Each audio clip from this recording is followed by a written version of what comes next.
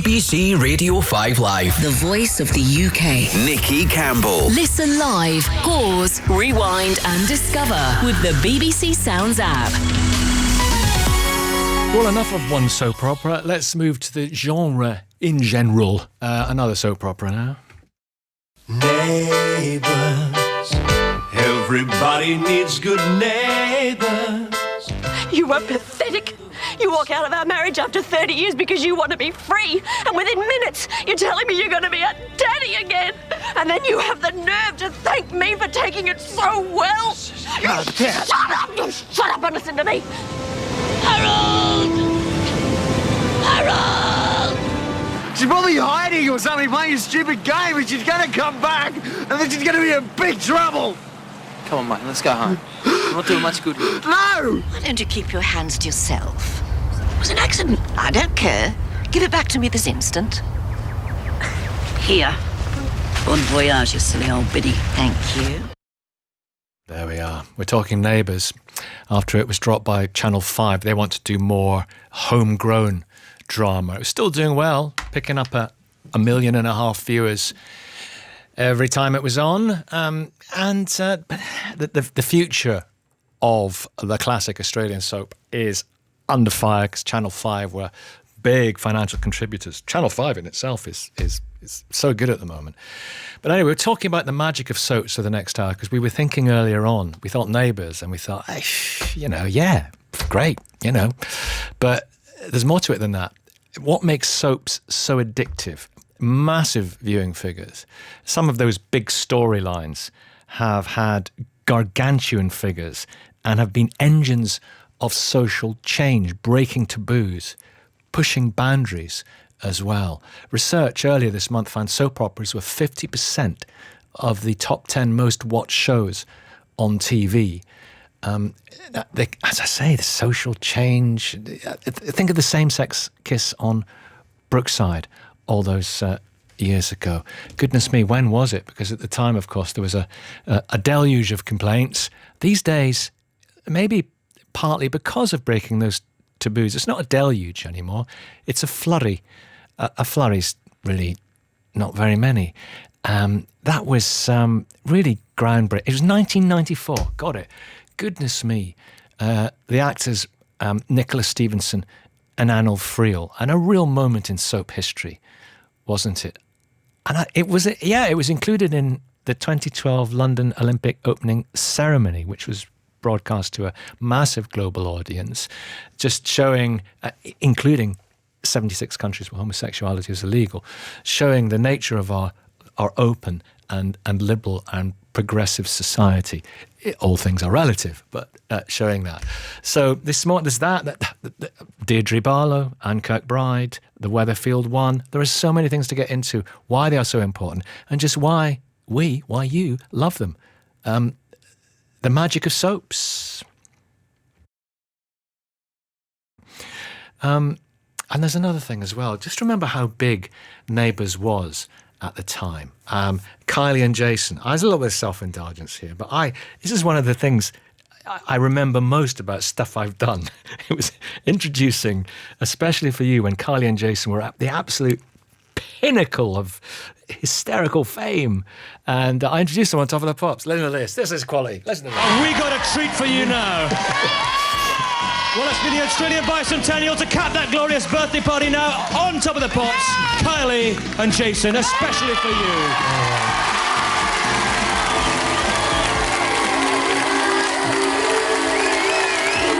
You see, you want to hear the record now, don't you? I know you do. Admit it.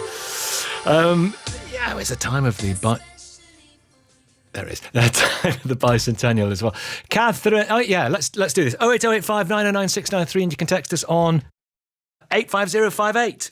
This is BBC Radio 5 Live. Call free 08085 909 693. Text 85058. Text will be charged at your standard message rate. Message on WhatsApp 08085 909 693. Visit bbc.co.uk/5 live terms for our terms of use.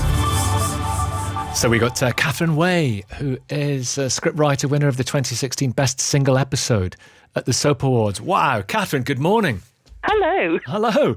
Ben Fenlon is a Neighbours super fan. Hello, Ben. Good morning. Good morning.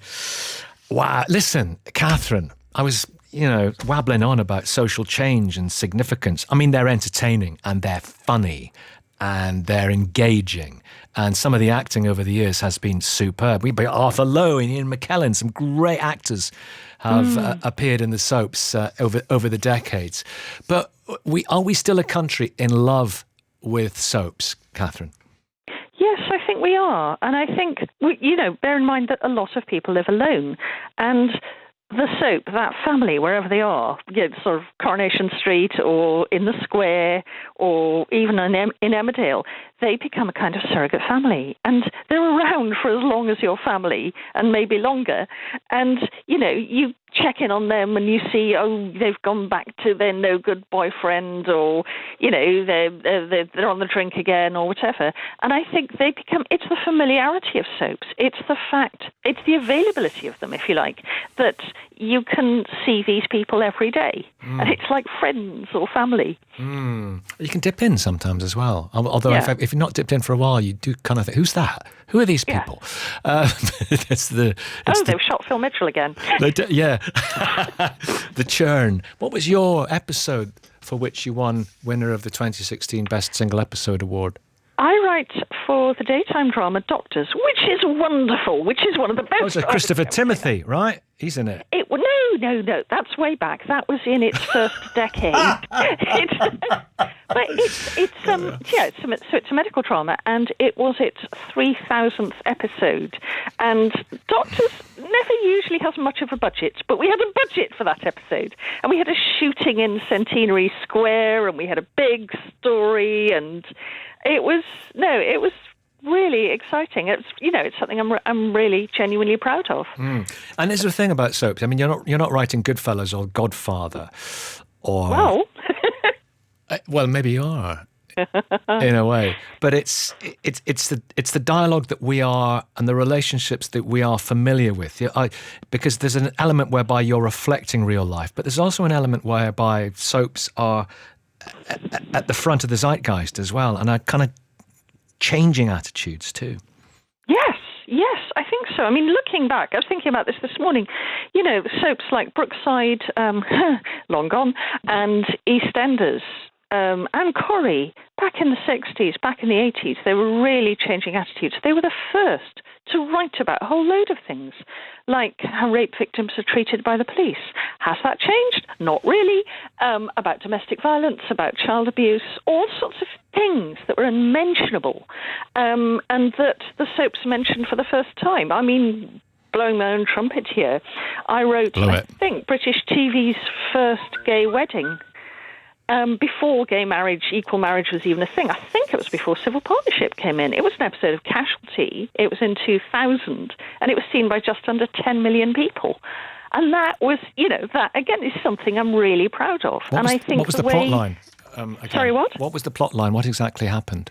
Well, we had a regular character played by the lovely Midlands actor Pal Aaron, and he was gay and he was HIV positive, and he met a boyfriend at New Year, as one does, who was played by the lovely Sam Barriscale. All these good Midlands actors, who the character was also gay and HIV positive, and Powell wanted to leave, and we wanted to write him out in style.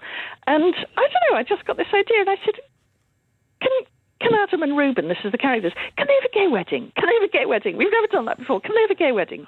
I think I get stories through by pestering quite a lot until somebody says yes. Was there resistance? Sorry, what? It's quite a long time ago. Was there resistance from the powers that be? Well, we got, joking apart, and this is quite a serious thing, shortly before the episode went out, the BBC got a faxed, it's this long ago, a faxed bomb threat from some random person saying that episode goes out and we'll get the actors, because of course they think the actors are those people in real life. It was not carried out. I think the police were contacted. We got some quite angry letters into the Radio Times. I mean, it was quite polarising, because we got letters which were lovely, saying, thank you, you've got gay characters and they've got a happy ending. And they did. They sort of literally drove off into the sunset over the Clifton Suspension Bridge. And we got other letters, what I call ban this filth letters. I literally remember one which was, I sat down with my daughters, aged 7 and 10, to watch Casualty on Saturday night, and I turned off after 5 minutes. I don't want my daughters watching this filth.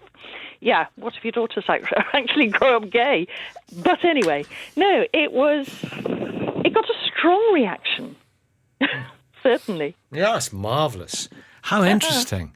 How are you feeling about Neighbours? I'll ask you that in a second, Catherine. But Ben, Neighbours superfan. How are you? Are you all right? Coping. I'm quite devastated, really. Thoughts and prayers, yeah. Yes, it's been a real 48 hours, a real roller coaster of emotions. I kind of wished I'd woken up this morning and it had all been a very bad dream. Well, that's a plot line in itself, isn't it? It's all been a very bad dream. It's been quite used in quite a few soap operas, but this is real, mate. This is real.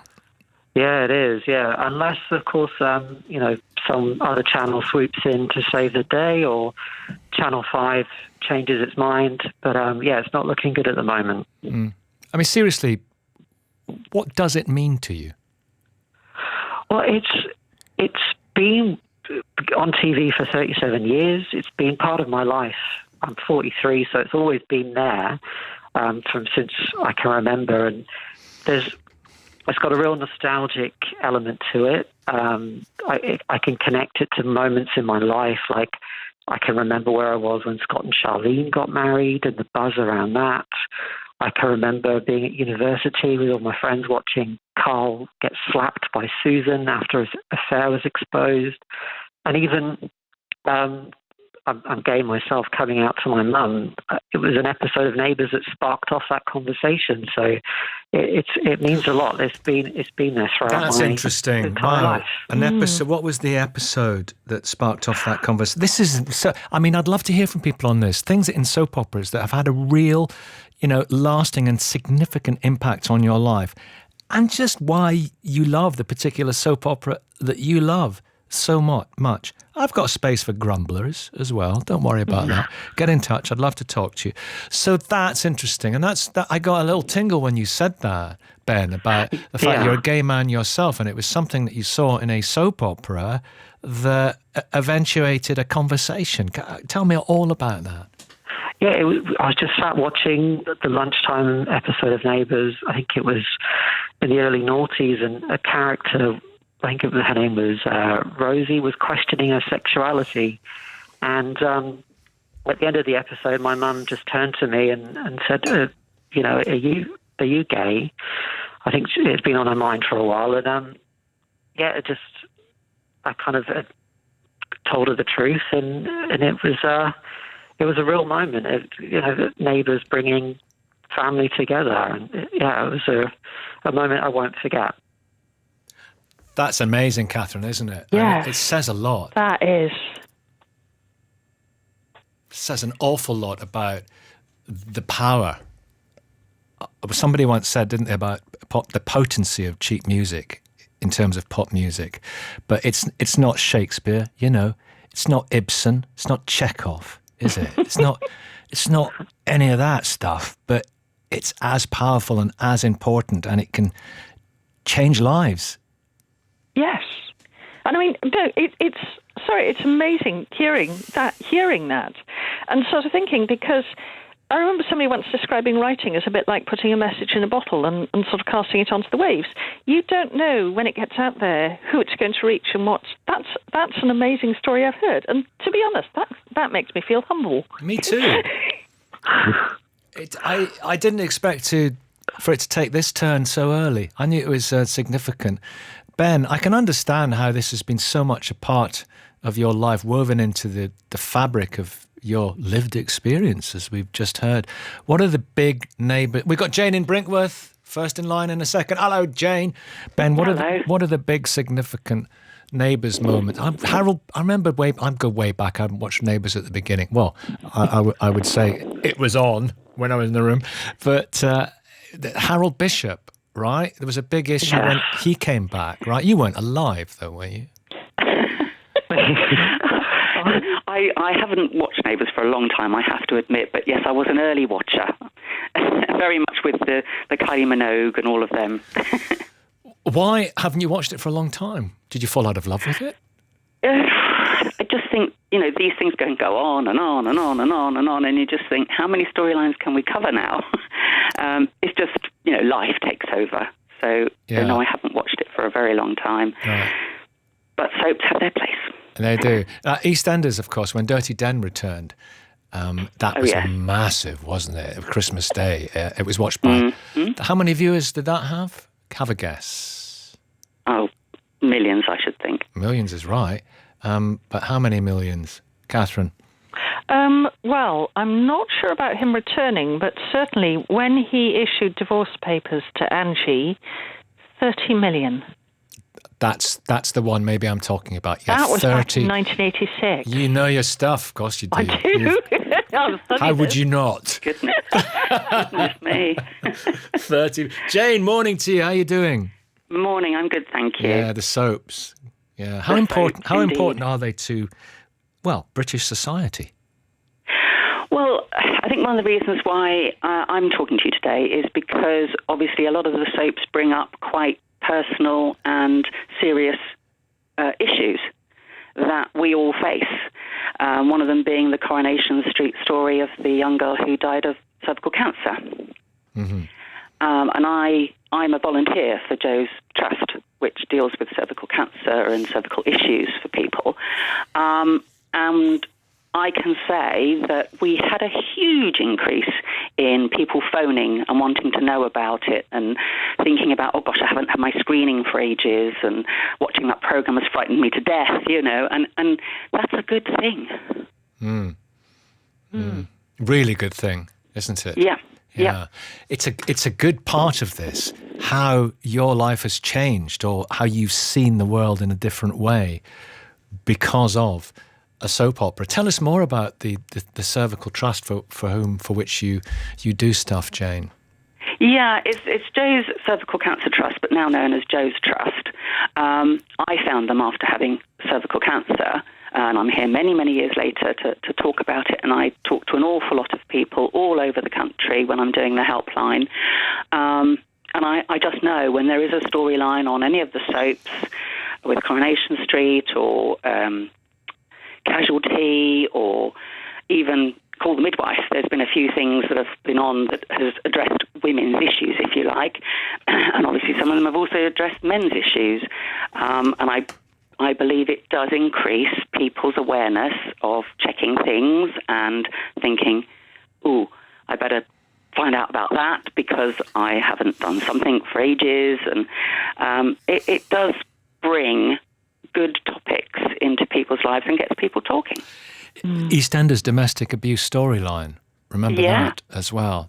That's a very good example because we did phone-ins on it because of that. And because we did phone-ins on it and we had discussions on it on the radio and on television, people who were affected by it came forward and gave their valuable contributions to that particular issue, which helped millions as well. Yeah. Is there a danger, Catherine, that it become, they reach a point where they become a bit preachy and they are, at the end of the day, Catherine Way, entertainment? It's our job to make sure that doesn't happen, that a story is... Because I think when you have an issue, it can be preachy. When you have an issue happening to a character that everyone really loves, it stops being preachy. And, as writers, we love the characters as well. And I've sat in meetings and go, oh no, you're killing somebody off. How can we do this? Or, you feel really fond of these characters, and it always comes back to characters. They're the lifeblood of soaps, not issues, not even stories, characters. Because in the end, it's about people, and it's about people who are a bit like us, and it's about people going through the same stuff as us, and kind of reflecting us back to ourselves. I watched Hollyoaks, last 10 minutes of Hollyoaks before Channel 4 News, and it's really skillfully targeted, isn't it?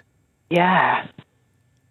And I've always had quite a bit of time for Hollyoaks. I've never written for it, but if Neither have I. It's really innovative in form. It does all sorts of things, and it's done some stories that are pretty out there. Go on. But really adventurous. Credit to it. They had a character with mental health problems, and this female character came in who was his best friend, who talked to him and encouraged him to do various stuff, and was a bit wild and crazy and interesting.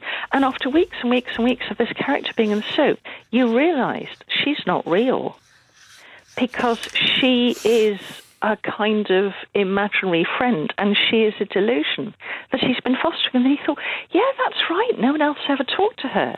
But I think that really took you inside the head of someone who was mentally ill, and showed how the world appeared to them. Yeah. A couple of texts. The writers of Neighbours had an agreed ethos: no matter how awful a thing you think you've done, talk to someone and there will be a solution, especially in storylines with young people. The best of messages. Love that text. Here's another. Neighbours, BBC 3 to the rescue. Ba, ba, ba, ba, ba. Perfect platform. That's from Jay in Cheltenham. I'm sure a lot of people will be wishing that there is some rescue package from somewhere. And in an hour-long chat, please don't forget to mention the radio soap, The Archers, which has done a lot of stuff along these lines as well. Yeah. We got Will in Merstham in Surrey as well. Hi, Will. How you doing? Hi, Nicky. You all right? Hi, yeah, good. Oh, and Professor Andy Willis, who is an academic and has written a history of soap operas. But I've got a soap opera to talk. Are you there, Andy? I'm here, Nicky, but I haven't written a history of soap operas. Well, you blinking well should do. Well, I've watched plenty of them. I've got Professor Andy Willis, History of Soap Operas. So I made that. Listen, write it, will you?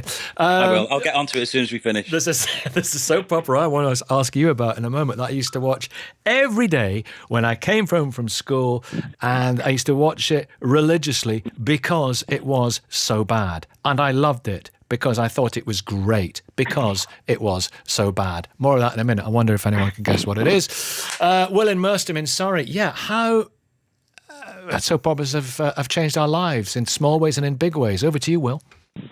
Well, it was funny seeing it. The cancellation of Neighbours, or the potential cancellation of Neighbours. When I grew up, my mum, I reckon. So she's a counsellor and psychotherapist and ran her own practice. And I think one of the biggest reasons why she moved to her own practice, or a significant reason, was because of Neighbours. And it was to be able to set a schedule around being able to watch it twice a day.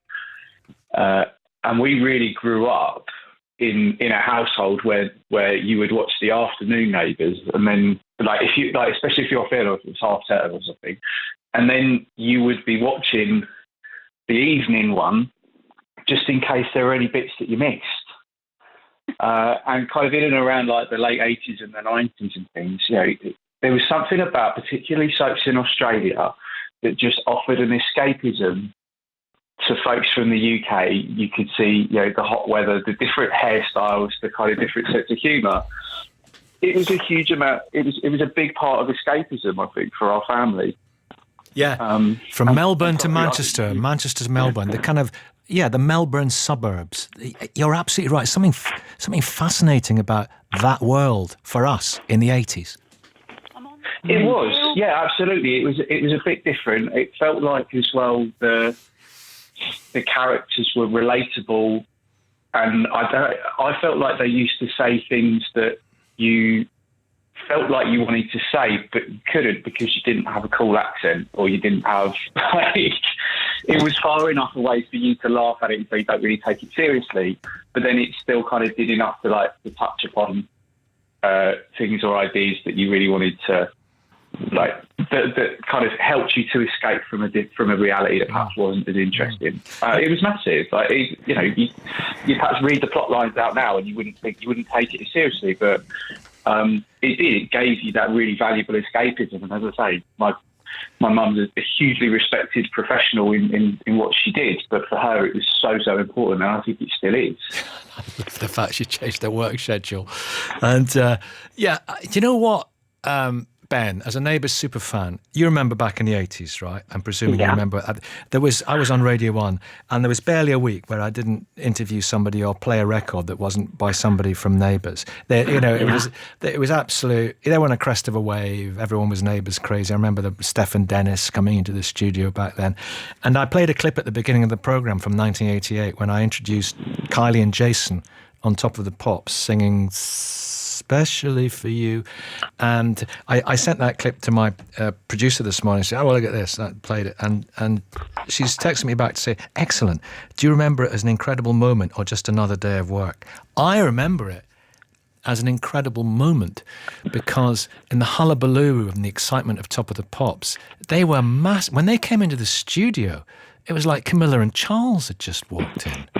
You know, they were they were massive, and I remember being in their dressing room afterwards. I met a lot of stars. Been lucky enough to do that because it's my line of work, and I remember being quite starstruck by being with Kylie and Jason because they were so massive. And you know that thing where you're a bit starstruck and they're saying, you know, so how long have you been doing Top of the Pops? And I would go, and you know, be quite nervous talking to them because they were massive, Ben, weren't they? Massive. They were absolutely huge. Yeah. I remember in the playground, everyone was talking about them.